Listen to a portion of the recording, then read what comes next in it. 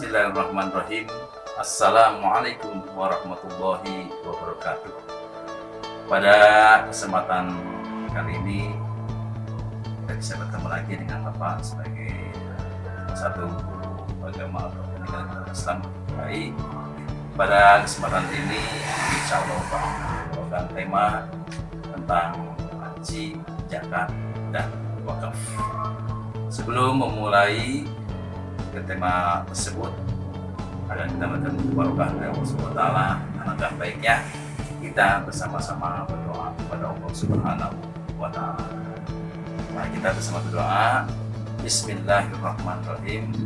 Allahumma nawwir qulubana binuri hidayatika kama nawartal ardo binuri samsika abada bi rahmatika ya arhamar rahimin. Rabbi zidni ilman warzuqni fahman. Baiklah, kita bersama-sama simak nanti yang akan Bapak sampaikan.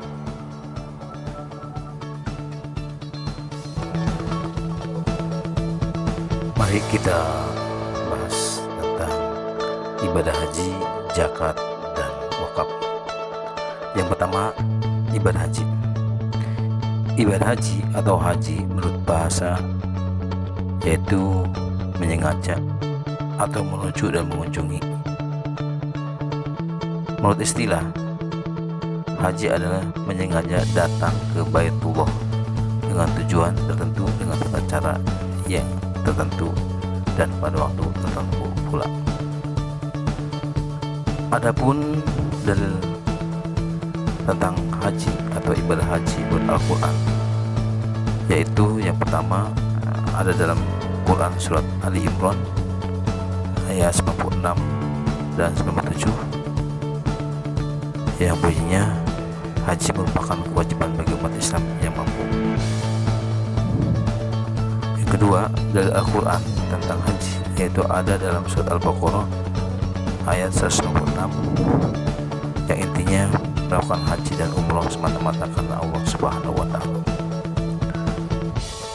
Sedangkan dalil menurut hadis tentang haji, yaitu ada di hadis riwayat Bukhari yang intinya menunaikan ibadah haji menyempurnakan rukun Islam.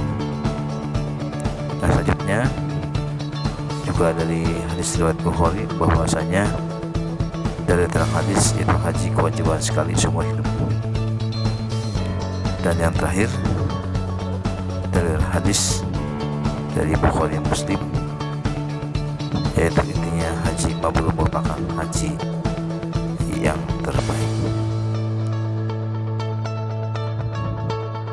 Ketentuan ibadah haji, ada syarat-syarat haji, ada rukun haji, wajib dan sunnah. Sedangkan syarat-syarat haji yaitu pertama Islam, dua berakal, tiga balik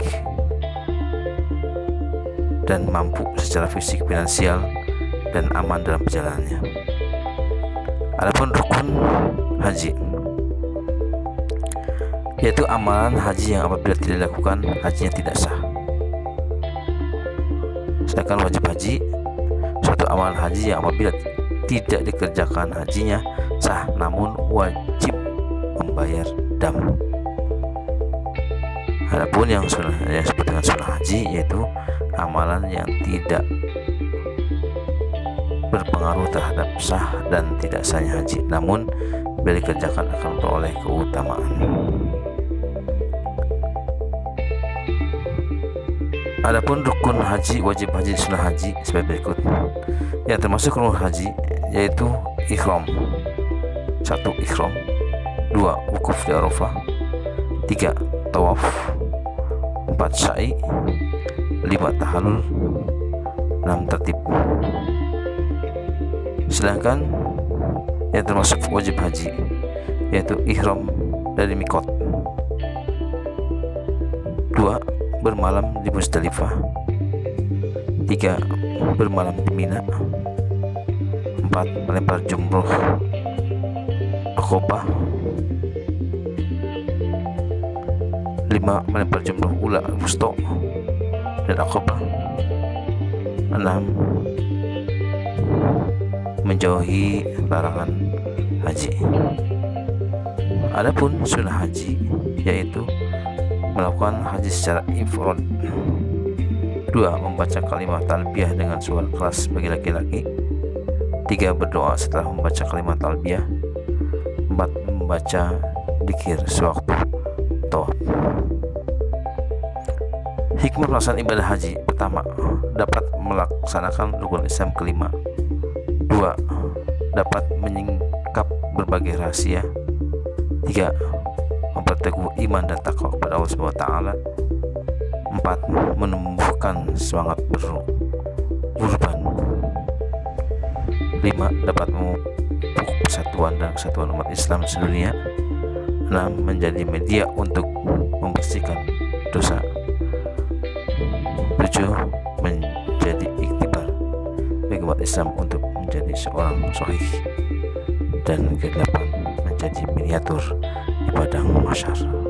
Itu tentang haji. Yang kedua yang Bapak bahas yaitu tentang zakat. Zakat yaitu menurut bahasa membersihkan, mensucikan, subur, berkah, dan berkembang. Sedangkan zakat menurut istilah mengeluarkan jenis harta tertentu oleh syariat Islam pada waktu tertentu, dimiliki selama 1 tahun, mencapai jumlah tertentu setelah mencapai nisab, dan disalurkan kepada orang-orang tertentu disebut mustahik. Macam-macam zakat, ada zakat fitrah, ada zakat mal. Zakat fitrah yaitu zakat yang dikeluarkan untuk membersihkan diri yang diwajibkan bagi yang mampu. Waktu mengeluarkan zakat fitrah mulai sejak masuk bulan Ramadan sampai paling utama pada malam hari raya Idul Fitri, baik lama sebelum mengerjakan sholat Id. Kedua, zakat mal. Zakat mal yaitu zakat yang wajib dikeluarkan oleh umat Islam yang memiliki harta dengan ketentuan jenis harta tertentu setelah ditentukan oleh syariat Islam dalam batas tertentu setelah mencapai nisab dan haul. Nisab yaitu batas minimal harta terkena wajib pajak. Haul yaitu batas memenuhi waktu minimal telah dimiliki selama 1 tahun. Sedangkan dalil perintah zakat menurut Al-Quran itu ada dalam surat At-Taubah ayat 103 yang intinya zakat dapat mensucikan jiwa dan membersihkan harta. Yang kedua, dalil Al-Quran tentang zakat ada dalam surat An-Nisa ayat 77, intinya yaitu zakat dapat menggugurkan kewajiban bagi umat Islam. Hikmah zakat ada 2, bagi muzaki dan juga bagi mustahik. Hikmah zakat bagi muzaki yang pertama dapat mensucikan jiwa dari dosa. 2. Dapat membersihkan harta yang dimiliki. 3. Dapat menyembuhkan penyakit gigir. 4. Dicintai Allah SWT. 5. Dicintai oleh manusia. Sedangkan hikmah zakat bagi mustahik, pertama dapat meringankan beban kehidupan. 2. Dapat menumbuhkan semangat hidup. 3. Dapat terangkat martabat dirinya. 4. Dapat memupuk persaudaraan. Yang terakhir yang membahas yaitu tentang wakaf. Wakaf menurut bahasa menahan atau menghentikan. Sedangkan wakaf menurut istilah menahan harta yang dapat diambil manfaatnya bukan untuk dirinya, sementara benda itu tetap ada padanya dan digunakan manfaatnya untuk kebaikan dan pendekatan diri kepada Allah Subhanahu wa taala. Wakaf yaitu menahan harta yang bisa dimanfaatkan dengan menjaga keutuhan harta tersebut dan memutuskan kepemilikan barang tersebut dari pemilik hak untuk hal yang diperbolehkan. Perintah wakaf dalam Al-Quran ada surat Al-Baqarah yang intinya wakaf sebagai bentuk pembelanjaan harta yang baik. 2. Ada dalam surat Al-Imran ayat 92 bahwasanya wakaf menjadi ukuran kesempurnaan iman seseorang. Ketentuan wakaf ada syarat, ada rukun. Sedangkan termasuk syarat wakaf yaitu pertama Islam, 2 balik, 3 berakal, 4 bukan orang yang terhajru atau orang yang dilarang melakukan transaksi keuangan seperti orang gila dan sebagainya. Sedangkan rukun wakaf, pertama harus ada wakif, najir, harta wakaf, ikrar wakaf, peruntukan wakaf, dan jangka waktu wakaf. Yang terakhir hikmah wakaf, yaitu pertama menghilangkan sifat tamak dan pikir, kedua menanamkan kesadaran bahwa di dalam setiap kepemilikan harta benda terdapat hak orang lain, tiga menyadarkan seseorang bahwa kehidupan di akhirat membutuhkan bekal pahala yang cukup. Demikian, semoga apa yang Bapak sampaikan bisa dimengerti dan bermanfaat buat